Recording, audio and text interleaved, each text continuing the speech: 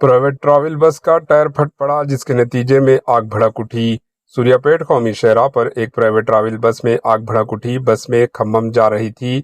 सूर्यापेट जिले के मोटे के करीब अचानक इसका टायर फट गया जिसके नतीजे सनसनी फैल गई। इसके बाद आग पूरी तरह बस में फैल गई और मुकम्मल तौर पर जलकर खाक हो गई। हादसे के वक्त बस में ड्राइवर वाहिद शख्स था। इसने इस बस से छलांग लगाकर अपनी जान बचाने में कामयाबी हासिल कर ली। फायर फाइटर्स ने आग पर काफ़ी मशक्क़त के बाद काबू पा लिया। Bureau report AHN news.